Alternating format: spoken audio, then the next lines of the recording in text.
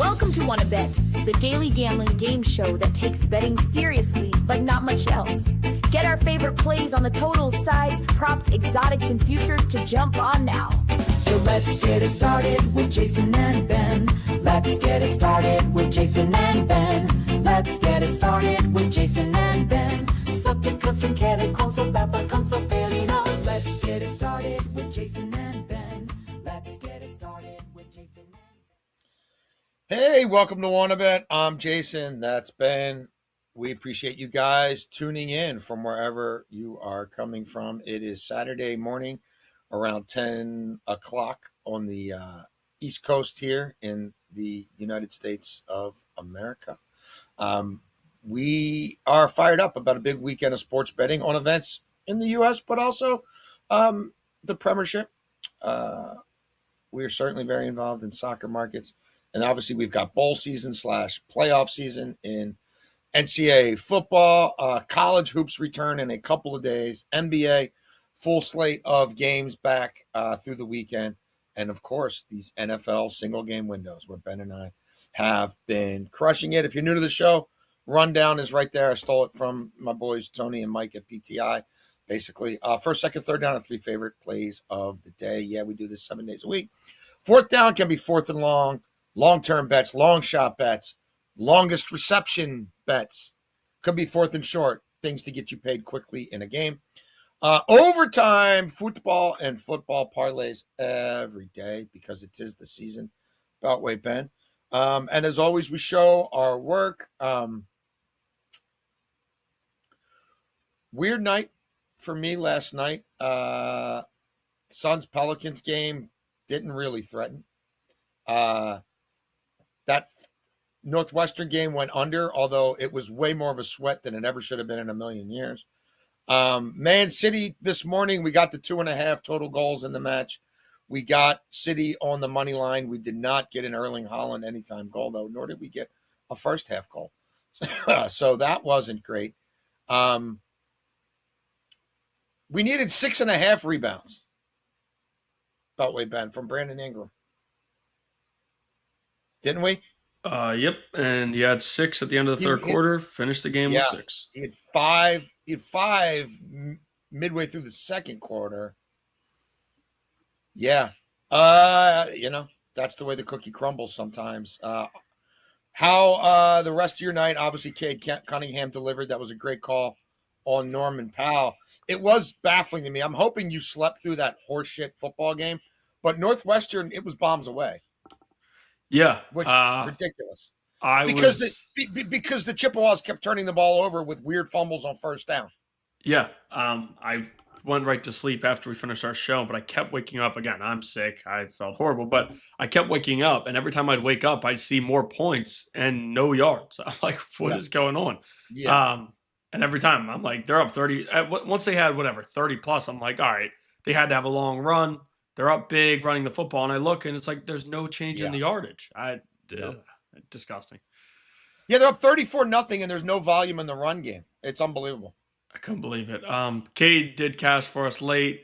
Powell cashed for us. He cashed our first quarter. We lost both NBA parlays. Paolo, that situation is ugly. Something's up he there. Screwed us. Somebody's absolutely up there. And then, Jason touched on Brandon Ingram. The Wizards beating a team so bad that they have to pull the starters. How about that? I can't believe it. Yeah. Yeah, Wizards got up 20 with about 4.5 to go. Yep. So there you have it. That was last night. The green numbers at the bottom are what we've done since we launched this show on May 21st, giving you at least 5 plays a day for the better part of 7 days a week. And you see the volume of bets that we've made and given out on this show. We keeps it real. All right, first down. I don't even know what the hell this bowl game's called. Beltway Ben, I don't pay a lot of attention to that Michigosh. But I do like Penn State to win. Look, full disclosure, I got this at plus 145 just a couple days ago. Money has obviously been coming in on the Nittany Lions. Clemson, they turned out to be frauds. Penn State, since the coaching change, has delivered. I think Penn State's got the better defense here. I think Penn State's playing for more here. You've got Klubnik with like 24 kids basically bailing on Clemson and him trying to salvage his season in one afternoon. I don't think that's going to go well for him, Beltway Ben. He's going to show off for the scouts with a bunch of kids he hasn't played with that much. I think he'll be turning the ball over. I think Penn State can win a fourth straight game here. I think Penn State will do the job. I think Penn State will play with more energy and emotion. I just think the wrong team's favored. Penn First State down. money line plus 125. First down for me. We're playing D-Hop. Listen, D-Hop has been misvalued in a lot of weeks, and I know I don't like going with a guy that's over a number so many times, but he's over this. D-Hop over 10.5 receiving yards minus 110. He's over this in 4 of his last 5, and we'll also play D-Hop over 1.5 receptions at plus 180. Again, the value here is too good for me to pass on. Last week, Snoop completed 9 passes. 3 of those were to DeAndre Hopkins. This is a guy that he grew up watching, and he was the top wide receiver in the NFL when he was there. The Ravens want him on the field more. They pretty kind of told us that. And Todd Monken, you don't have to believe everything you hear from some of these guys, but Todd Monken's usually pretty honest when he talks. So he said they want to get D-Hop on the field. And when you have a quarterback in Snoop who's actually looked pretty good throwing the football, you know he'll take a chance or two D-Hop's way. I think he's going to have multiple catches here. Neither tight end has been able to do anything, and Green Bay is a top 5 defense against tight ends. Zay Flowers had some fumbling issues. He'll catch a few passes, but I don't think anything special. And then Rashad Bateman has been a ghost all season long. So give me DeAndre Hopkins over 1.5 receptions at plus 180, and we'll also take him over 10.5 receiving yards at minus 110. Yeah, I mean, look, that guy is revered in that locker room. I'm told on multiple occasions he's gone to the front office and said, can you cut me my release so I could go to a real playoff team? They refused to do it. Everybody in the locker room knows. The coaching staff knows. He's in prime time for certainly the last time of his Ravens career, maybe the last time of his career. I think he'll be targeted on sideline throws. Zay Flowers doesn't really make plays around the sidelines. Bateman doesn't make plays at all. It's been a lost season for Likely. And this guy's not going to force feed Andrews the way Lamar does at times. So, yeah, wow, 2 catches for the plus 180. We'll put a unit on that. Second down, Premiership, Villa against Chelsea. 2 teams fighting for top of the table position. 2 teams that have featured a lot of goals in their matches, and we like there to be goals here as well. Both teams to score over 2.5 total goals. Slightly juiced in our favor, minus 104. Villa scored. Villa, there's been a BTTS. Both teams scored in 6 of their 8 road matches. Villains' road matches average 2.88 goals per game. Chelsea, 9 of their last 14 Premiership games have gone over the 2.5 total goals. Villa scored at least twice in 6 of their last 7 Premiership games. Both these teams have the potential to score multiple times. Villa, we've seen a BTTS in 9 of their last 13 overall. Chelsea dealing with a few players gone at African Cup of Nations. Chelsea been a little leaky in the back, and Chelsea have not been as good at the bridge as, frankly, they've been on the road. They've been a little suspect at home.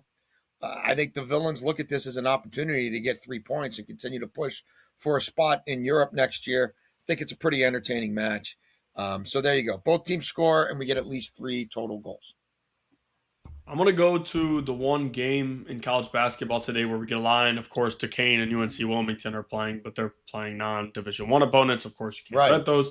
But Stanford does have a matchup with Cal State Northridge, and we're going to play Stanford's team total over 90.5 at minus 116. Cal State Northridge's defense has really struggled. They've been able to keep up with teams and score the basketball, but defensively, they have not been good. Now you're taking a trip to Stanford. I know probably not too far away, but Stanford's offense has been great this year. They're 10-2. They're playing very good basketball. One of the shockers. I know last year they got off to a pretty good start and were fine in the ACC, but this year they've been great again. 10-2. They've been scoring. 90 plus is not a number they've gone over multiple times. I think just 2 or 3 times this season.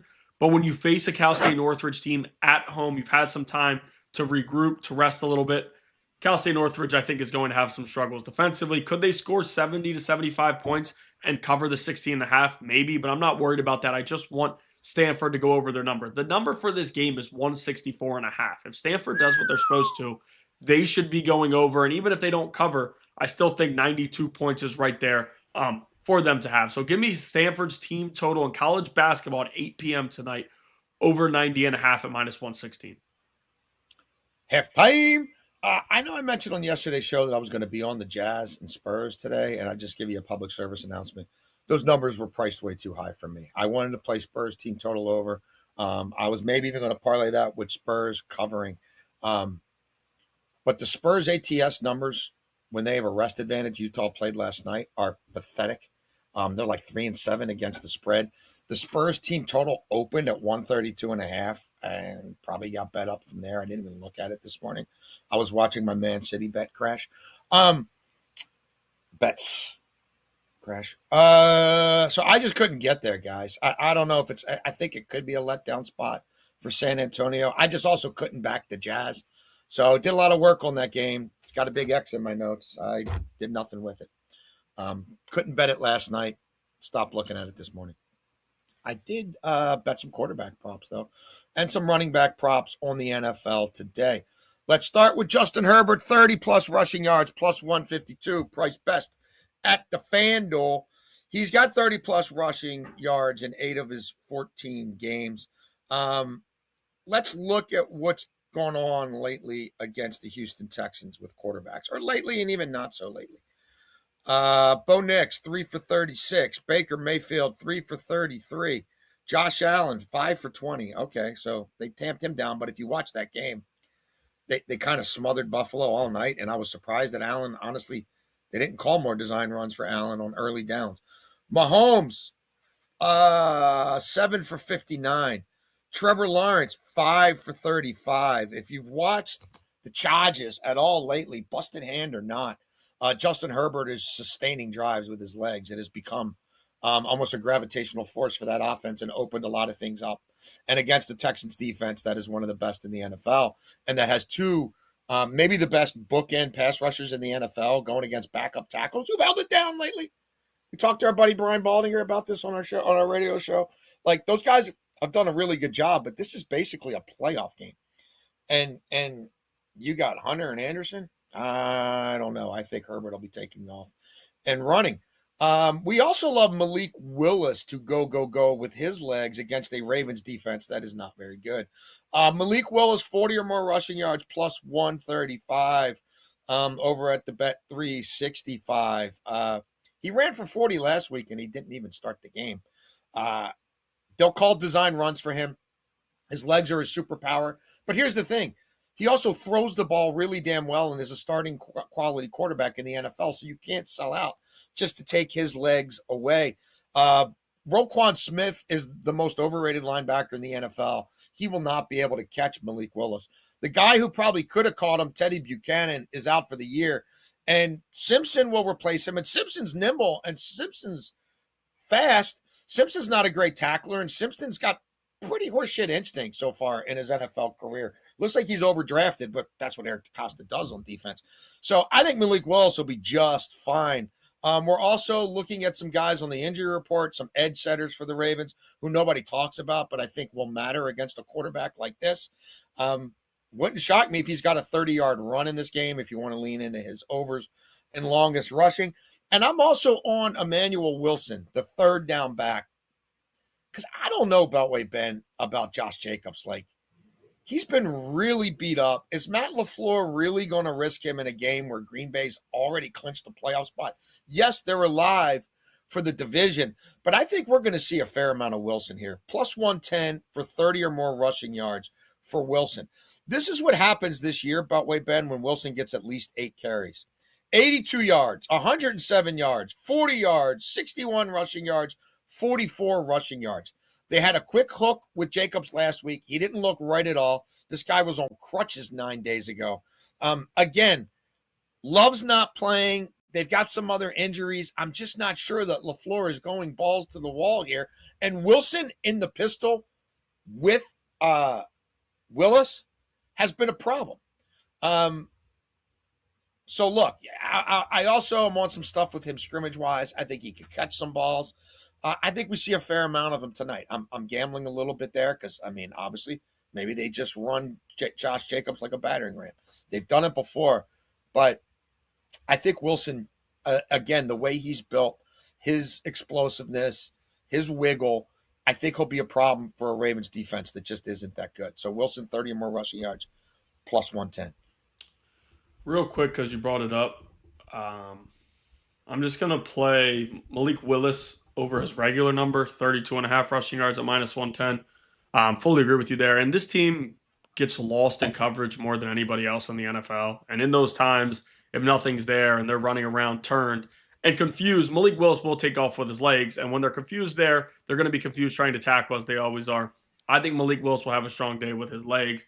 So instead, I mean, I do think he goes for 40, but just to be safe, I played him for a unit at this regular number of 32.5. The other play, though, for third down, for me, we're going to go with OG Anunoby over 17.5 points at minus 115. Christmas Day felt really good after the first quarter. Knocked down a few shots, looked good. We had his points and rebounds. Ultimately grabbed one more. He grabbed one rebound as the game went on and had like one bucket in the final minute and 30 seconds. So did not look good. And he hasn't really been great all year, but all season it's been odd for him, right? He's only averaging 15 points, but he is averaging more on the road, which we will see in this matchup tonight. The Knicks, they have so many different options, and that's why you don't love playing some of these guys like Brunson and Cat can both go for 30 plus, but against the Hawks with this matchup, we've seen a lot of threes be able to beat them. And OG plays the three, he of course can stretch to the four. He can get to the bucket. He can knock down 3-pointers. He does a lot of different things well, and the most important thing with OG is we know that he will be on the court for a ton of minutes. Another thing that plays into this number here, Josh Hart rolls his ankle last game, went to the locker room, and will be out tonight. With no Josh Hart, he's not a 30-plus point per game scorer, but he does give them 10 to 15, and that's going to need to be picked up somewhere with forwards. OG is the guy for that. I think Atlanta could keep this game close. If that's the case, we should see 30-plus minutes from OG here. 17.5 points, big number for him. He hasn't been over it a ton all season, but when he goes over it, he's usually in the 20s. I think he could score 20-plus points tonight. Give me Anunoby over 17.5 points, minus 115. Excellent. Fourth and long for me, we will go Justin Herbert, longest rush, over 12.5 yards, minus 108. He has 11 games this season with a rush of at least 11 yards or more. And look, full disclosure, I played it at 11.5 a couple of days ago. But you can still get it at 12.5. If you want to go plus money, there's some plus monies out there at 13.5 and 14.5. He has a rush of 12 yards or more in 6 of his last 8 games. Like, you want to look, I gave you some of the numbers on quarterbacks running against Houston. You'll also find rushes of 15 yards or more by Lawrence, by Mahomes, by Cam Ward, by Bo Nix. Even Baker had one, I think, for 17 against them. It's just been something people have done. It's one of the few areas where DeMeco Ryan's defense is a little vulnerable, and they've been leaning full throttle into Justin Herbert running the football. I don't think they back off that now. So, simple play. That's where we are. Fourth for me will be fourth and weird. We did find out we could nice. Look at that. Oh, look at that. Really cool. I love it. Changes to fourth and weird as we go. Even when you're sick, you're still on top of your game, Beltway Ben. I appreciate that. I've said it before. I'll say it again. You're a Gen Xer in a millennial's body, and that's about the highest compliment I can pay you. Real quick, I do about you. I talk to people in the business. People are like, "Who's that? Who's the kid? Tell me more about the kid you do that betting show with." And they're older people like me. I'm like, here's one of the many great things about Beltway Ben. He's like got a Gen X mind and a Gen X mentality, but he's obviously a baby-faced assassin. Real quick, I do have the RJ Harvey edit. I didn't put it on here because we could get copyrighted on YouTube. So I think maybe we post it on our Twitter. Want to bet with us? Because she's got a trademark on the Rid of Me album cover? It could be. I mean, okay. I don't know. I don't want to risk it. Yeah. No, hey, look, we're not in a position to get sued. I can tell you that. I can send it to you, though. We do not have legal representation currently on retainer, nor do we have the discretionary income in Lock and Four LLC to cover such expenses at this time. Yeah, I had it loaded in, and I'm like. But you think we can get away with it on Twitter? Yeah, we're not I mean, these videos have ads in them, so I think technically. Oh, right. We're not profiting off of the Twitter. Twitter is just a regular post. Okay. I'm yeah. eager to see it. I am. I will send it to you. I'll send it to you as soon as I finish this one. I love it. De'Aaron Fox. RJ Harvey. I made that right after I threw up everything in my body at like 4 a.m. Yeah. Oh, it was. I'm at 10:45. As soon as we finish this one, I will be right back in there getting the rest out. I can feel it coming. Oh, but man. De'Aaron Fox over 6.5 field goals made -155. A lot of juice that we're paying here, but it's for a good reason. They're facing an awful team. Jason talked about it before. What is their team total in the 130s? How is their point guard, who has been scoring, who's not on a minutes restriction like Wemby, not going to get here? Now, I do think Wemby could go over 19.5 points because that's his number in just the 20 to 25 minutes he plays. But De'Aaron Fox will be out there more. He's aggressive. And for this prop here, we need a few buckets. I think he's going to get to the basket and finish. I think he'll knock down 1 or 2 threes and score enough buckets without the free throws to go over 6.5 field goals made. But because of that, we'll also play 19.5 points. De'Aaron Fox has scored 20 plus. Both of those he's over in just 2 of his last 5. None of those games did he match up with the Jazz. Not a single one. This is a completely different matchup here. He should be able to dominate. He'll get to the free throw line a little bit, which won't help our field goals made bet, but I think he goes for both. I think he'll get to the free throw line enough. I think he'll knock down enough threes. He's tough to the basket, finishes a lot of layups. I think we see a healthy dose of De'Aaron Fox tonight scoring the basketball. Give me him over 19.5 points at -110 and over 6.5 field goals made at -155. Excellent.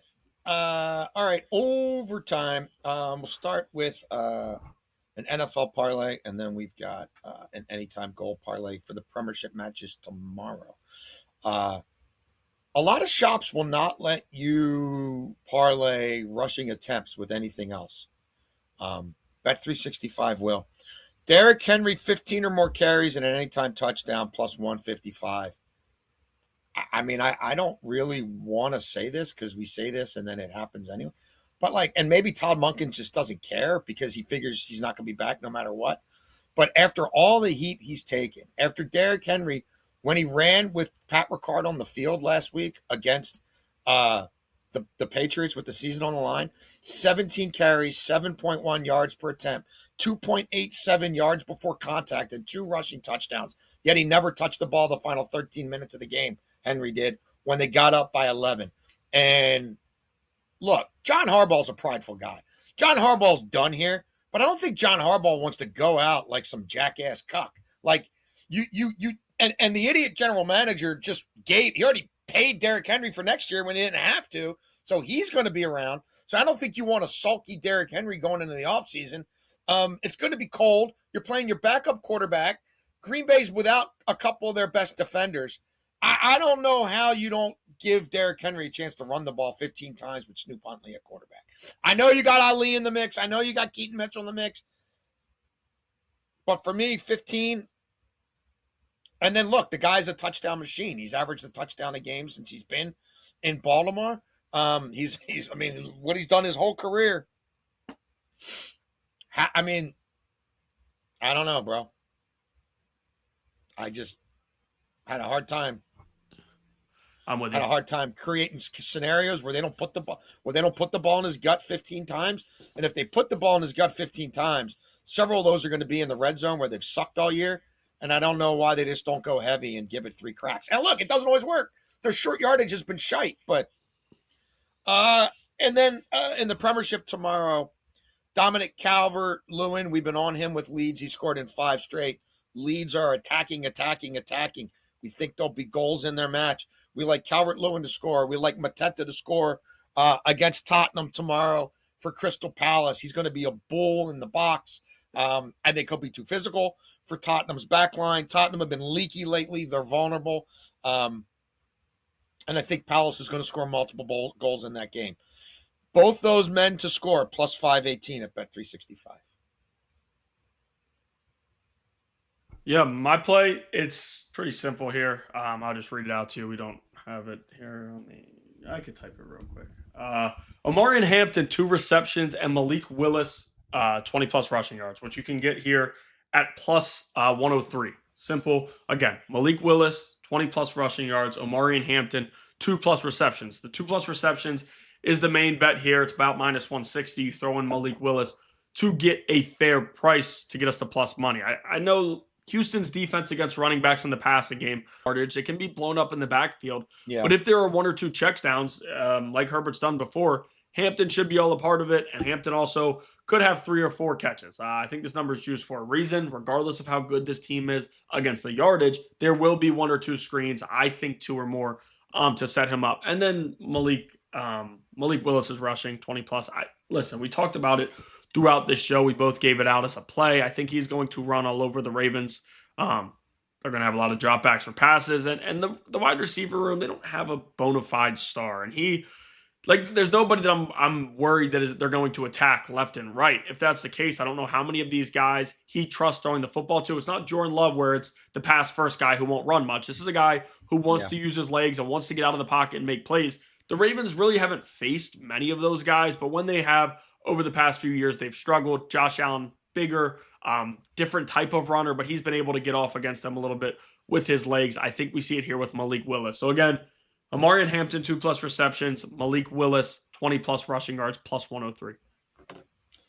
Excellent. That is the show. Beltway Ben, please, as always, let the people know how we did since we launched, how we're doing since we launched this show, how we did yesterday. We can go ahead and make that Man City red. That's a loser. We do this 7 days a week. We appreciate you guys for watching our content in any of the various forms it's available in. You can go to wannabetwithus.com and get it in all of its links to it in all of its form. Sundays we're always at 11. I have a 3-hour show on the BetMGM network that is from 8 Eastern till 10:55 Eastern. Then I run down here and we do Wanna Bet because it's what we do. We try to give you guys the best plays we can possibly give you, and also to get some decent return on your investment. You can find a lot of people out there who want to peddle minus 285 bets, and then when they hit, they want to give you their win-loss record. It ain't about win-loss record. It's about return on investment. At times on this show, we've been up 100 units, but this is gambling. Again, we're doing volume. We're doing plus money volume. And we're more than holding our own. And hopefully our conversations spark you guys to do something on your own that hits. The $10 free bet on a Brandon Ingram triple-double was dead in the water, Beltway Ben. It was dead the first rotation. But, hey, what are you going to do? So, anyway, we will see you guys tomorrow. We appreciate all your feedback and comments. You can hit us up, wannabetwithus@gmail.com. And we will see you for Week 17 Sunday bets, 11 a.m. tomorrow.